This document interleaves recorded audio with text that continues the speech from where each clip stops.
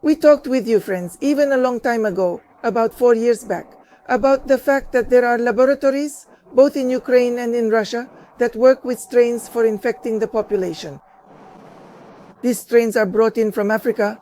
They are specifically isolated and transported in special containers, both to Moscow and to Ukraine. And in Ukraine, these strains are cultivated so that the population can also be tickled a little. Yes, friends, this is our reality. Of course, we can say that this is all fake. Indeed, this is all fake. And I agree, if you think this is fake, that's wonderful, friends. I will agree with you. Here, of course, it's something else, and it doesn't come from me. And the chief of the Russian Armed Forces Radiation, Chemical, and Biological Defense Troops, Lieutenant General Igor Kirillov, at a briefing, delivered yet another revelation about US laboratories in Ukraine, where they allegedly continue to produce biological weapons, from combat birds to mosquitoes. No, of course, you can laugh at this. Laugh as much as you want, friends. That's your business. You can laugh out of ignorance. I'll join in your laughter. Well, friends, you can laugh until you drop. Let me read this to you in quotes.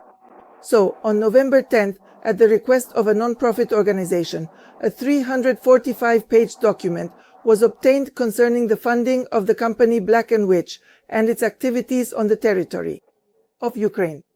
Note that in the reports provided by the Pentagon, dozens of pages have been redacted, with all information about contracting organizations and the results of research activities conducted on the territory of Ukraine completely removed.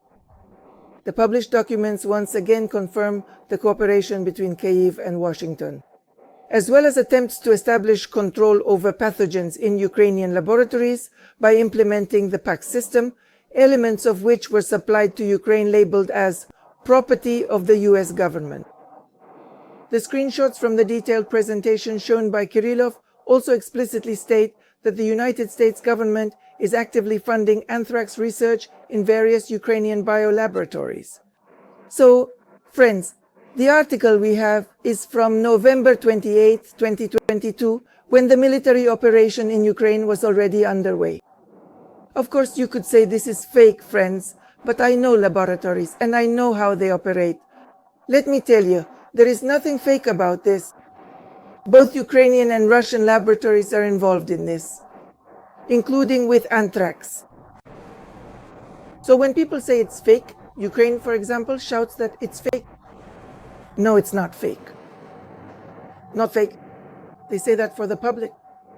Well, so that the public doesn't get scared if they suddenly have another virus, like the flu or something else. Yes, it's all very easy, it just spreads through food. For example, if a virus is put into a single batch of yogurt, that's it, the person is infected. Different diseases. I'm not talking about anthrax in this case, but we also mean other diseases. The number of flu strains that circulated in Russia and Ukraine, all of that is the result of lab-created strains, artificially developed and tested. Or rather, not just tested, but actually tried out on people. Who else would they test on? And I want to say that this is in fact a deliberate policy. You might not have believed me. 5 years ago or 6 years ago when I could talk about this, you might not have believed me. By the way, do you remember, I have an old video somewhere about how 2 containers with biological weapons were brought into the port of Feodosia. Biological weapons, those very same combat mosquitoes, it's all the same thing. So they brought them into the territory of Feodosia. That was in 2006. Back when it was still Ukraine, the container was held for customs inspection. They unloaded it from a NATO military steamer at the time. The container was sitting in customs. The same people work at customs, and they have children too. They won't go complain to their bosses, but they'll tell someone else. They told the deputy. The deputy came and entered the premises. No one is supposed to go in after all. The deputy was able to enter, they let him in, he went onto the premises, stood there, and took photos that showed what kind of cargo it was. But as for the cargo itself, just like before, There was only labeling, and there were big signs on the containers saying, "Caution, biological weapons." Then the deputy left, and at night the container was emptied. Do you know what a shipping container is? No? You don't know? It's a huge container for transportation. Well, this huge container disappeared. One and then the other. There were two of them. Where did they go? Anatoly Mogilev, who was the prime minister of Crimea at the time, hid them in the mountains of Crimea. Above Chebitovka, there is a military facility where these could be brought in. There's also one in Ogarmish where there's a large laboratory, but that's actually a genetic laboratory. So they could have hidden it anywhere. I mean, the places closest to Feodosia. They wouldn't have taken it to Sevastopol or somewhere else, like Jankoy or Armyansk. They didn't take it there. They brought it here instead. This is the Ogarmish mountain, and above Chebitovka, there's a mountain where even the access roads to it are closed. I drove up there. I drove up and talked to people. There, when you speak, the mountain echoes back at you from below. I say, "Ah!" And at that moment, down there, you hear, "Ooh!" There's this kind of rumble, right? Because there are empty spaces down there. I'm standing by my car, my Jeep, talking to those who work on the premises. That's the situation I want to tell you. So what? Are we supposed to believe that this doesn't exist? Of course, we can pretend that it doesn't exist. Let Ukrainians believe that their government isn't poisoning them.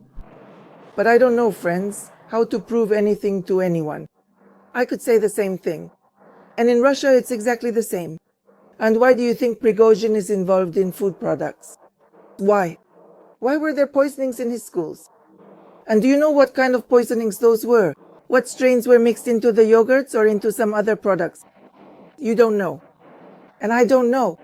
And who knows? Has anyone investigated it? No, that will never happen, because these are targeted, pre-planned actions. Why are strains created? That's exactly why they're created, to destroy the population. Today is September 12th, 2023.